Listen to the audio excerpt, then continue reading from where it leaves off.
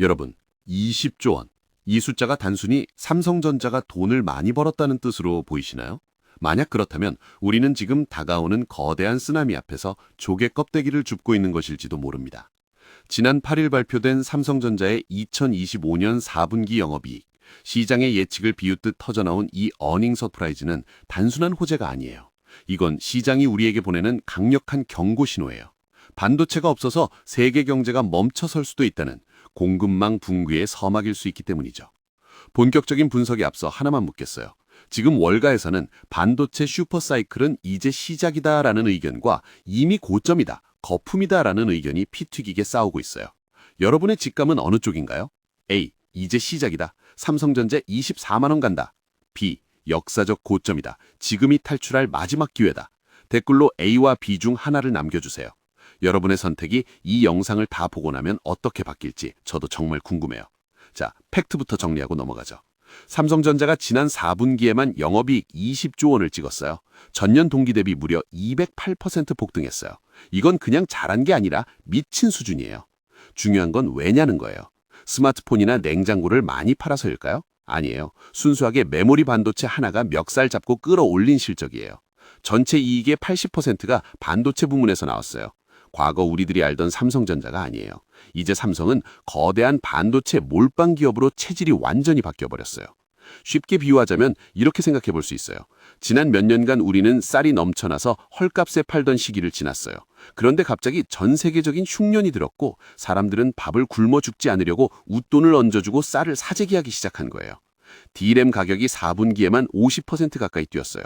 구글, 아마존, MS 같은 빅테크 기업들이 AI 데이터 센터를 짓느라 혈안이 되어 있어요. 여기에 들어갈 D램이 씨가 말랐기 때문이에요. 삼성전자는 이 범용 D램 생산 능력이 세계 1위예요. 기술력이 좋아서라기보다 덩치가 커서 돈을 쓸어 담고 있는 형국이죠. 여기서 소름 돋는 포인트가 있어요. 많은 분들이 2018년 반도체 슈퍼사이클을 기억하실 거예요. 그때도 반도체는 영원하다고 했지만 결국 폭락했죠. 그런데 전문가들은 이번엔 다르다고 말해요. 이름하여 하이퍼불, 즉 초강세장이에요. 왜 다를까요?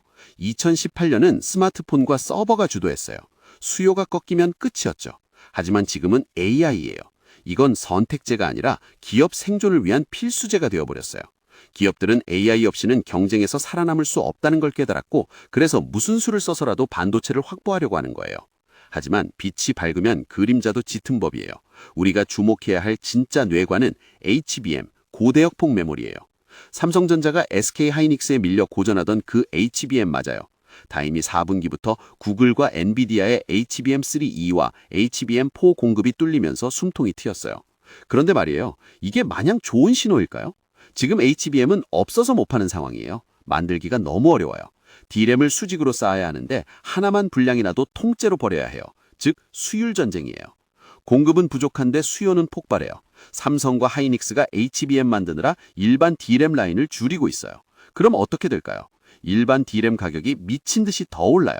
이 악순환의 고리가 2026년 경제를 덮칠 진짜 공포예요. 자, 시계를 1년 뒤로 돌려보겠어요. 2026년 반도체 부족 현상은 정점에 달해요. 맥쿼리 보고서에 따르면 D램 가격이 최대 144%까지 오를 수 있다고 해요. 상상이 되시나요? 지금도 비싼데 거기서 2배 이상 더 오른다는 거예요. 이게 우리들 삶에 어떤 영향을 미칠까요? 스마트폰 가격 300만 원 돌파할 거예요. PC, 노트북 말할 것도 없죠. 더 무서운 건 구독료예요. 챗GPT, 넷플릭스, 각종 AI 서비스 이용료가 서버 비용 증가라는 명목으로 일제히 인상될 거예요. 반도체 회사는 돈방석에 앉겠지만 우리들은 디지털 인플레이션이라는 청구서를 받을 거예요. 생각해보세요. 지금 여러분이 매달 내는 구독료가 얼마인가요? 넷플릭스, 유튜브 프리미엄, 각종 클라우드 서비스, 여기에 AI 서비스까지 더하면 한 달에 적어도 5만 원에서 10만 원은 나갈 거예요. 그런데 이게 2배가 된다고 상상해보세요. 반도체 부족이 우리들 지갑을 직격하는 순간이에요. 월가의 움직임이 심상치 않아요. 외국계 투자은행 맥쿼리가 삼성전자 목표 주가를 17만 5천 원에서 단숨에 24만 원으로 올렸어요. 보통 목표 주가는 조금씩 올리는데 이렇게 한 번에 40% 가까이 올리는 건 매우 이례적이에요. 그들은 보고 있어요. 이 공급 부족 사태가 2028년까지 갈 것이라는 걸요. 숏, 즉 매도를 쳤던 세력들이 황급히 롱, 매수로 돌아설 때 주가는 가장 폭발적으로 움직여요. 지금 외국인 투자자들의 수급을 유심히 보셔야 해요. 여기서 우리가 놓치지 말아야 할 게 있어요. 바로 중국이에요. 중국은 지금 미국의 반도체 제재로 숨이 막힌 상태예요. 최신 AI 칩을 못 만들어요. 그래서 중국 기업들은 지금 가능한 모든 방법을 동원해서 D램과 낸드를 사재기하고 있어요. 합법적이든 불법적이든 말이죠. 이게 무슨 의미냐면 반도체 가격 상승이 단순히 수요가 공급의 문제가 아니라는 거예요. 이건 지정학적 위기예요. 미국과 중국의 기술 패권 전쟁, 그 한가운데 반도체가 있고 한국 기업들이 서 있어요. 우리들은 원하든 원하지 않든 이 전쟁의 한복판에 있는 거예요. 그럼 삼성전자의 실제 경쟁력은 어떨까요? 솔직히 말하면 기술적으로는 SK 하이닉스에 밀려요. 특히 HBM 분야에서는 하이닉스가 압도적이에요. 엔비디아 최신 AI 칩에 들어가는 HBM은 거의 다 하이닉스 제품이에요. 삼성은 이제야 겨우 문턱을 넘은 수준이에요. 하지만 삼성의 강점은 규모예요. 삼성은 세계 최대 반도체 생산 시설을 갖고 있어요. 물량으로 밀어붙일 수 있어요. 그리고 지금처럼 수요가 폭발하는 시기에는 기술보다 물량이 더 중요할 수 있어요. 주문이 쌓여 있는데 만들 사람이 삼성밖에 없다면 고객들은 어쩔 수 없이 삼성을 선택할 수밖에 없어요. 그래서 2026년이 중요해요. 만약 삼성이 이 기간 동안 HBM 기술을 따라잡는다면 정말로 게임 체인저가 될 수 있어요. 하지만 만약 따라잡지 못한다면 그냥 D램 장사꾼으로 남게 되는 거예요. D램은 범용품이에요. 누구나 만들 수 있어요. 중국도 곧 따라잡을 거예요. 하지만 HBM은 달라요. 이건 진짜 기술력이 필요한 제품이에요. 지금 삼성 내부에서는 엄청난 압박이 있을 거예요. 경영진은 밤잠을 설치고 있을 거예요. HBM4, HBM5를 제때 개발하지 못하면 앞으로 10년이 위험하니까요. 그래서 삼성이 천문학적인 돈을 R&D에 쏟아붓고 있는 거예요. 2024년 삼성전자 R&D 투자액이 무려 30조 원이에요. 이게 얼마나 큰 돈인지 감이 오세요? 한국 정부 1년 예산의 5분의 1이에요. 한 기업이 그만큼을 연구개발에 쏟아붓는 거예요. 이건 도박이에요. 성공하면 미래 10년을 지배하고 실패하면 추락하는 거예요. 여기서 재미있는 건 시장이 이미 성공을 가정하고 움직인다는 거예요. 주가가 벌써 올라가고 있잖아요. 투자자들은 삼성이 HBM 전쟁에서 승리할 거라고 믿고 베팅하고 있는 거예요. 하지만 실제로는 아직 아무것도 결정되지 않았어요. 이게 위험한 이유예요. 만약 삼성이 기대에 못 미치는 실적을 내거나 HBM 공급에서 문제가 생기면 주가는 폭락할 수 있어요. 지금 높이 올라간 만큼 떨어질 때도 빠르게 떨어질 거예요. 이게 주식시장의 속성이에요. 기대가 실망으로 바뀌는 순간 자본은 무자비하게 빠져나가요. 그럼 개인 투자자는 어떻게 해야 할까요? 지금 들어가야 할까요? 아니면 빠져야 할까요? 정답은 없어요. 하지만 몇 가지 원칙은 있어요. 첫째, 절대 빌려서 투자하지 마세요. 신용이나 대출로 주식하는 건 자살행위예요. 둘째, 분산 투자하세요. 삼성전자만 믿지 말고 SK 하이닉스도 보고 다른 산업도 봐야 해요. 셋째, 장기적으로 보세요.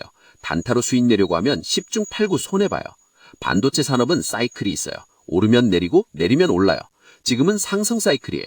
하지만 이게 언제까지 갈지는 아무도 몰라요. 2026년까지 갈 수도 있고 내년에 꺾일 수도 있어요. 그래서 타이밍을 맞추려고 하면 안 돼요. 대신 좋은 기업을 고르고 오래 들고 있어야 해요. 삼성전자가 좋은 기업인가요? 지금 기준으로는 그래요. 하지만 5년 뒤에도 그럴까요? 그건 삼성이 어떤 선택을 하느냐에 따라 달려있어요. 기술 투자를 계속할 것인가 아니면 배당을 늘려서 주주들을 만족시킬 것인가, 이 두 가지 사이에서 균형을 찾아야 해요. 지금까지 삼성은 기술 투자에 올인해왔어요. 그래서 배당이 적었어요. 주주들 입장에서는 불만이었죠. 하지만 그 덕분에 지금 이 위치에 올 수 있었어요. 만약 삼성이 주주 환원에만 집중했다면 지금쯤 중국 기업들에게 밀려서 몰락했을 거예요. 그런데 요즘 삼성이 주주 환원을 강화하겠다고 해요. 이게 좋은 신호일까요? 나쁜 신호일까요?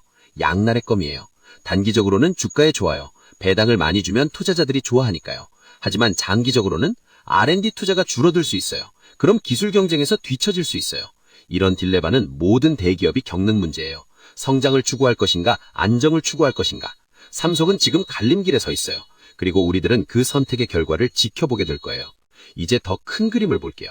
반도체 슈퍼사이클이 정말로 온다면 영향을 받는 건 삼성전자만이 아니에요. 전체 산업 생태계가 바뀌어요. 반도체 장비 회사들, 소재 회사들, 심지어 전력 회사들까지도 영향을 받아요. 반도체 공장은 전기를 엄청나게 먹어요.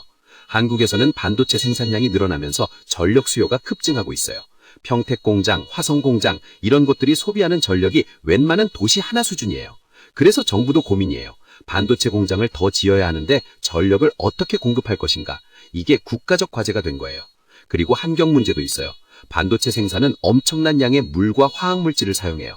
환경단체들은 계속 문제를 제기하고 있어요. 삼성도 이걸 알아요. 그래서 친환경 공정을 개발하고 있지만 쉽지 않아요. 생산 효율과 환경 보호, 이 두 마리 토끼를 다 잡아야 하니까요. 2026년까지 반도체 수요가 계속 늘어난다면 이런 문제들이 더 심각해질 거예요. 정부는 규제를 강화할 거고 기업은 비용이 늘어날 거예요. 이것도 투자할 때 고려해야 할 요소예요. 단순히 실적만 보면 안 돼요. 장기적인 지속 가능성도 봐야 해요. 자, 이제 핵심으로 들어가 볼게요. 삼성전자 주가가 정말로 24만 원까지 갈 수 있을까요? 맥쿼리는 그렇다고 했어요. 하지만 그건 여러 가정이 충족되었을 때 이야기예요. 첫째, HBM 공급이 순조롭게 진행되어야 하고, 둘째, D램 가격 상승이 지속되어야 하고, 셋째, AI 투자 붐이 꺾이지 않아야 해요. 이 세 가지 조건이 다 맞아떨어질 확률은 얼마나 될까요? 솔직히 말하면 높지 않아요. 뭔가 하나는 빗나갈 가능성이 커요. 예를 들어 AI 투자가 과열되면서 거품이 꺼질 수도 있어요. 빅테크 기업들이 갑자기 투자를 줄이면 반도체 수요도 급감할 거예요. 또는 중국이 자체 반도체 기술을 돌파할 수도 있어요. 미국의 제재에도 불구하고